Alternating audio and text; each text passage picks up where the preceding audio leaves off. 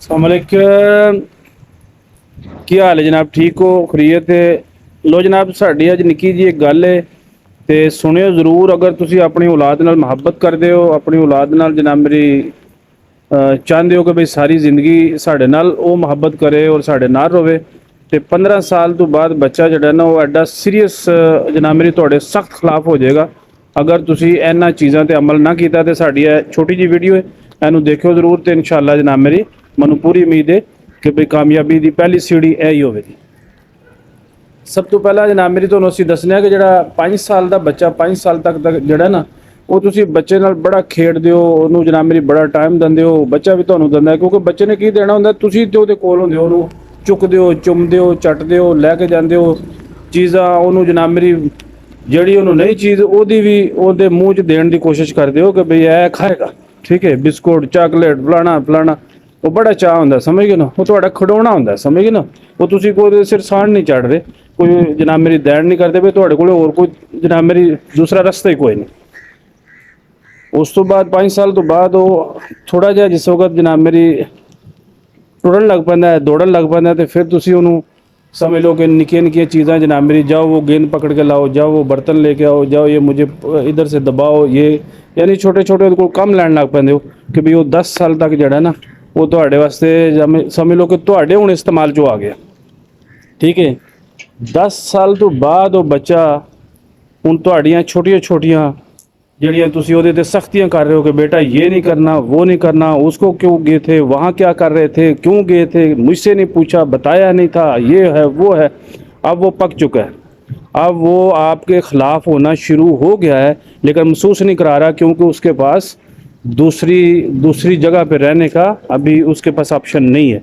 मतलब कि वो तो नहीं चाहता कि भाई फौरी तौर पर मैं आखा भी तेरा तो मेरा अलग अलग, नहीं, वो समझ लो कि ਤੁਹਾਨੂੰ ਹੁਣ ਬਰਦਾਸ਼ਤ ਕਰ ਰਿਹਾ, ਹੁਣ ਤੁਸੀਂ ਨਹੀਂ, ਉਹ ਤੁਹਾਨੂੰ ਬਰਦਾਸ਼ਤ ਕਰਨਾ ਸ਼ੁਰੂ ਹੋ ਗਿਆ। ਜਿਸ ਵਕਤ 10 ਸਾਲ ਦਾ ਬੱਚਾ ਹੁੰਦਾ ਹੈ ਤੇ ਫਿਰ ਉਹ ਸਕੂਲ ਜਾਂਦਾ ਹੈ, ਫਿਰ ਉੱਥੇ ਉਹਦੀਆਂ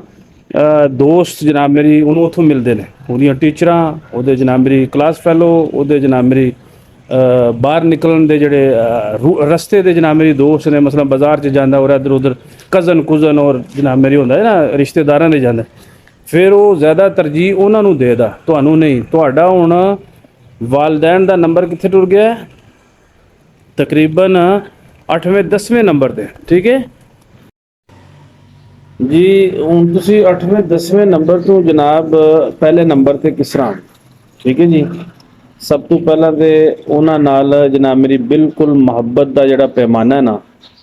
उन्होंने जितों तक हो सकता, जितों तक जनाब मेरी तुहाडी पूरी कोशिश करनी है कि बई उन्होंने जड़ा ना बिल्कुल फ्री जनाब मेरी उन्होंने गपशप मारन की कोशिश करनी है, जिस तरह कि वो बाहर नहीं जनाब मेरी अपने दोस्तों नाल करते, ऐसे तरह। दूसरा जनाब मेरी उन्होंने सब तो बेहतरीन उन्होंने अमल जड़ा ना उसकी तारीफ करनी है, जिस तरह नमाज पढ़ते हैं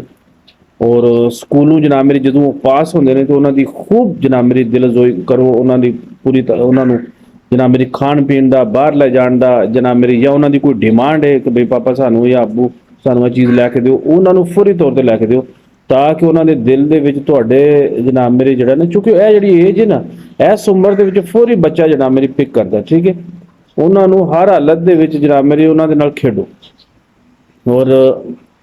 जिन्नियां भी वो अच्छे काम करते हैं ना उन्होंने खूब तारीफ करो, खूब तारीफ करो, ऐनी तारीफ करो कि भी उन्होंने दिल दे विच ना वो हर अच्छा काम करके तुहाडे कोले लै आवन कि पापा असीं यह कीता, ताकि उन्होंने जनाब मेरी दिल दे विच यह होवे दी कि पापा साडी तारीफ करन, ठीक है। चंगी गल दी पता जी, हर बंदे की ख्वाहिश होंदी है कि मेरी कोई तारीफ करे, तो बच्चा इन्हां दिनां दे विच जनाब मेरी फौरी तौर पर वो जिस तरह जनाब मेरी उहदे दिमाग दे विच एक आलना हुंदा है और उहदे विच वो सारियां चीज़ां जड़ियां ना वो समझ लो एक रील होंदी, वो रील जड़ी वो फिल हो रही होंदी, फिर उन्होंने जनाब मेरी आउटिंग ते लैके जाओ